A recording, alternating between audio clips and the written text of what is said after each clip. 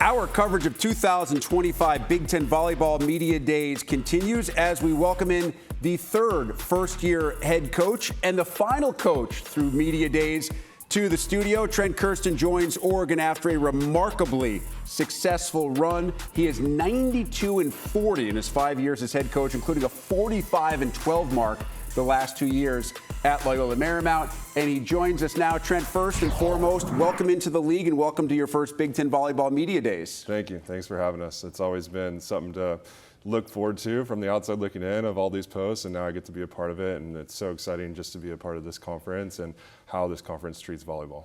And I know that once you get into the fold in Eugene and you're part of this coaching staff and this athletic department, you get some of the best team-issued gear maybe anywhere at all times, and you got sweet kicks, you have it all going on already. Yeah, we might have a pretty good relationship with Nike. Maybe, Eugene. I don't know why. Yeah. So, we're showing the duck shoes right now. Oh, sweet, yeah. So thanks to our equipment guy, Donovan, for helping me out with those. But again, I came to Oregon because I thought we could develop athletes faster and at a higher level. And so super excited to leverage all of the technology, all of the things that we can use to help people discover their best. Never easy to be a first-year head coach at any school, certainly remarkably difficult inside the best conference in volleyball in the country. I know Brad Keller, who told me he coached you, said he would share some advice with you on what the first year is like, but only if you promise not to use it against him when you play USC. I'm guessing you're going to pass on that deal. Yeah. I think, gosh, how cool is it to have relationships? Like, I got to play for Brad, and he's at SC now, and I've been such a fan of his since playing for him, and wish him nothing but the best. Unless we're on the other side of the net, then we're going to compete and we're going to get after it, and he wouldn't want it any other way. Who have you leaned into or spoken to about a little bit of advice in taking this job in this league? Yeah, I think there's a lot of people that have kind of, dripped down on how they've impacted me throughout my career. Starting with playing for, Al Skates. Al Skates won 19 national championships. That guy knows something about competing and taught me a lot. I got to play for him for a year, and then I got to play for John Spraw, who's now the president and CEO of USA Volleyball. And so he was also the men's national team coach for the last 3 quads. And he's probably been the most impactful person in my coaching and my philosophies and things like that. But like you said, I have people in this conference like Brad who've been a huge help throughout my career. Keegan Cook has been unbelievable, such a great human, such a great friend. And so, I'm really lucky to have people around that have been so supportive. What's life like been for you, both from a coaching perspective and from a personal and family perspective once you took this job? Because I know these first couple of months are usually the most insane of a coach's career. Yeah. Wow. So moving a family from LA, I think the biggest change is like having a yard.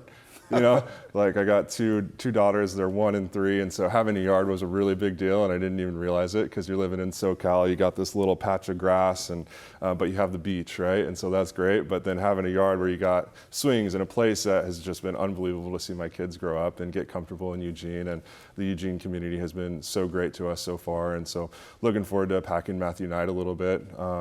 But what was the first part? What's been the biggest focus from the coaching perspective? Yeah, the coaching perspective. If there's been a bigger rebuild, you'll have to let me know. We have 15. Probably not in this league. Yeah. We have 15 new players and 1 returner.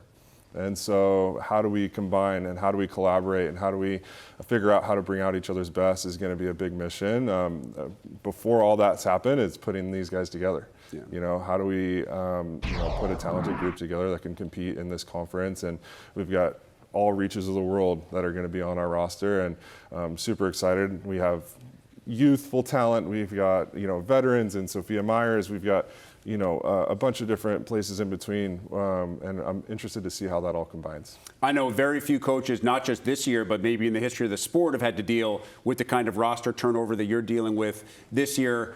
I know it's challenging. I know it's probably exciting in other aspects of it. What do you think the biggest challenge will be in fitting in that much new talent and that many personalities into one room and one rotation?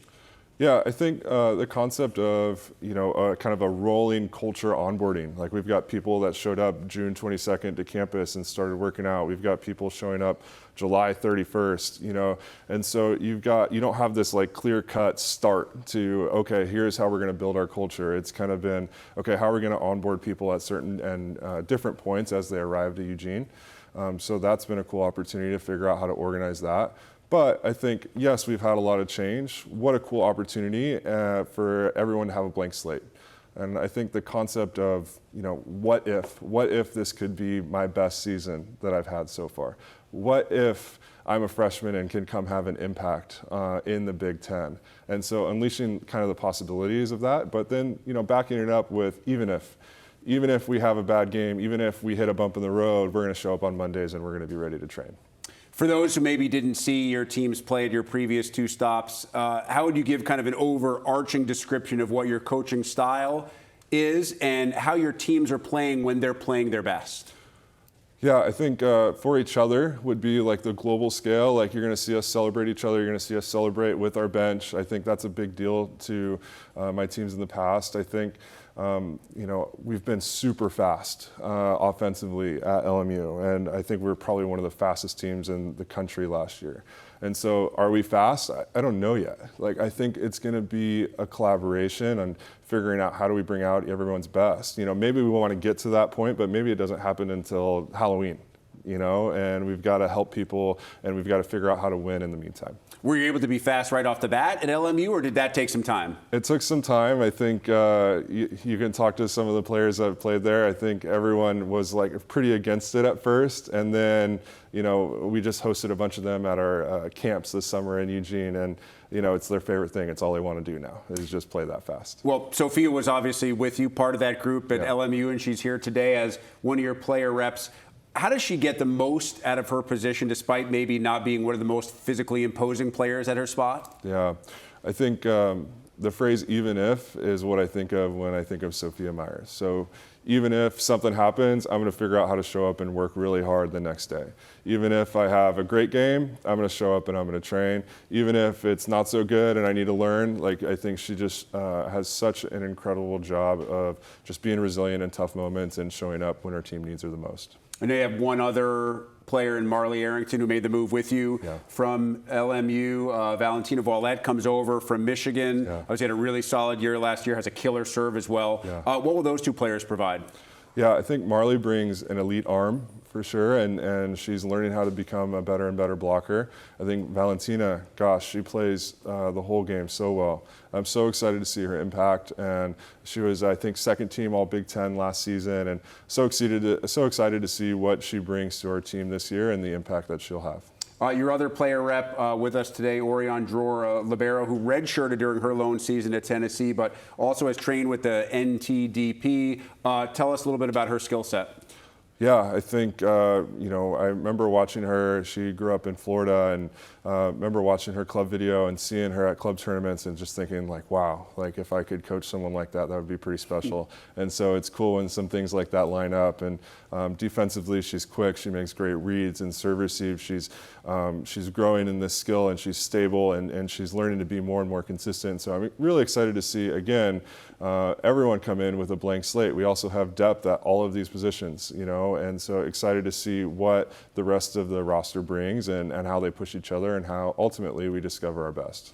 I know recruiting has changed for everybody with the transfer portal over the last couple of years. How have you seen your own recruiting philosophy kind of evolve over the course of your career, being at different stops and being at different places in the sport of volleyball?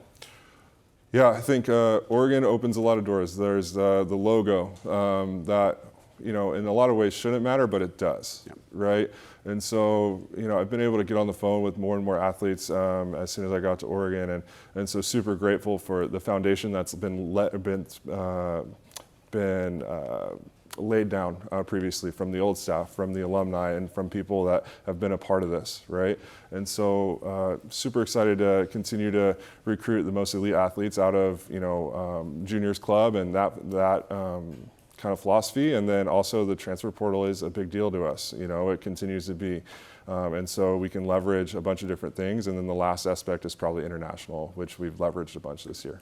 So many of your players will obviously get to experience new venues this year on the road and some of the best venues in the country. But you have a phenomenal home schedule because Minnesota, Wisconsin, Penn State, and USC all are among those coming to Eugene this year. How special will that be for Duck volleyball fans? Yeah, excited to see if we can pack Matthew Knight. You know, I think we have an attendance record that was done last year against Nebraska. I think it was 8,000 or something like that. And so we still have a ways to go in that area, in that space, and we want to support volleyball, and our administration has been unbelievable so far, and their support of our team, and hoping to pack Matthew Knight a little bit more this year. Trent, let's finish here. You'll have a really unique year one in front of you. At the end of the year, how do you sit back and say, we accomplished what we wanted to accomplish in our first go-round? Yeah, I think to just visualize something, I would say when Cora, when Sophia, when Maya walk across the court on senior night, have we impacted the way that they believe in themselves when they're about to leave our program? And if I've done that, I think we've had a successful year. Trent, really well said. Welcome into the Big Ten. Can't wait to watch you guys on the floor this year. Yeah, thank you. And now we get to meet our final two student athletes of our Volleyball Media Days extravaganza. Elena? Thanks so much, Rick. Super excited to be joined by Orian Drore and Sophia Meyers. Welcome to your final station of Big Ten Media Days, saving the best one for last. Yes. How has the day been so far? Do you have a favorite? It's been a lot of fun. Favorites? I don't think I have a favorite. It's just been fun getting to know everybody and just having conversations and everyone's talking. been so sweet here. It's been easy. You're both new to the Oregon volleyball program. What made you both individually decide to come join this program?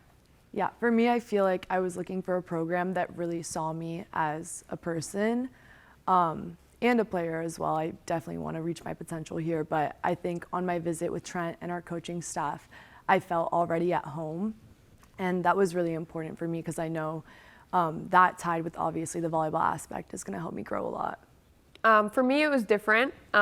Playing under Trent before at LMU, hearing the news that he was going to Oregon, my only thought was that I want to play for him another year. And so I went into his office that same day and just said, I want to go with you. I want to play for you. I want to help you build up this program. And so, yeah, I'm really excited for it. So what makes Trent so great that you want to follow him to Oregon? When I talk about Trent, I think about him as more than a coach. He is a phenomenal human being and has just changed me in the best ways on the court and off the court. I think, as he was talking about, just installing belief, he did that for me last year, and as a senior, being able to grow even more as a player is just an extremely cool opportunity. And so to be able to do that again for a 6th year, being able to grow even more as a human, it was just an opportunity that I could not pass up. With 15 new players, you get to build a new culture together. What do you want to start with, and what do you want to build on? I want to say that it's such an exciting opportunity. I think it's so unique, and it's exciting that we kind of get to set that foundation. I would say for culture, like definitely a competitive culture. We come in with high expectations to win. And so I think just kind of like setting our standards is something we've been working on this summer. Things like coming early to practice, working on the small things. But then also kind of setting a foundation with like our relationships. So like we'll go get ice cream together. We'll do community service together. I think that's the two most important things we've been working on. Yeah, I think it's a really rare opportunity to completely rebuild a team, and to have Maya there previously shows a lot about who she is and how much she loves Oregon. And so having her as kind of the base of our culture already makes it easy for us to all rally together and just know that we're all in this together. We have the same goals. We have a very talented team, and I think we're the underdogs right now, and so we all have a chip on our shoulder that we want to prove everybody wrong. And so I think we've already started to see that this summer and how we build relationships and connections with each other. And in just a few days, we're going to see how that translates on the court.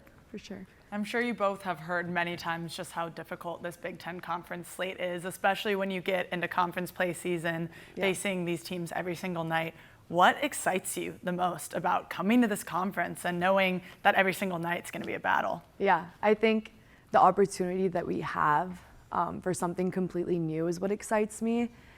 It's just we really have a chance to prove what we can do in just a couple of months, honestly. And I think it's really exciting that we get to do that in the most competitive conference. Yeah. As someone who's played in several other conferences, I've always watched the Big Ten, and it's been my dream.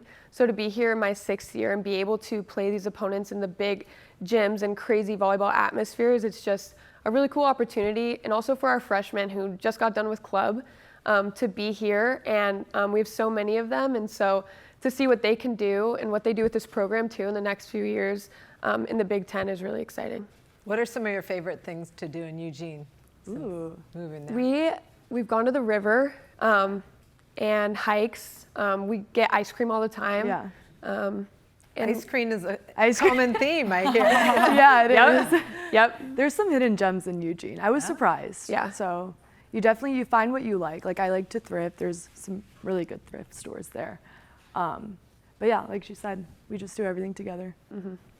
Obviously, you're both new to the Big Ten, so the fans don't know you yet. Yeah. How would you describe your style of play and what fans can look from both of you on the court this season? I think my style of play, especially during club and coming to college, is kind of flashy on defense.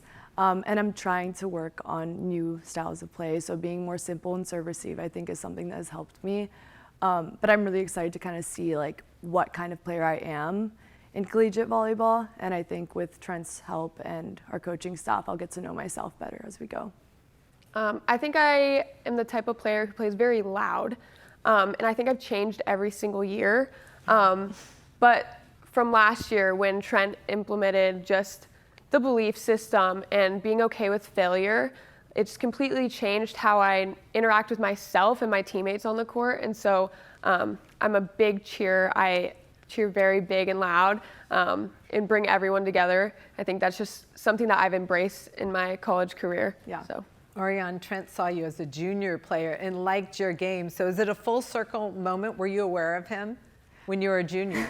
No, I wasn't at all. Full circle moment. I don't think I was. Yeah, for sure. Sophia, one of your previous teammates from LMU now came to Oregon with you. What is it like having that experience of transferring, but also a little bit of familiarity with a teammate? Obviously, you followed your coach, but having someone you've already played with.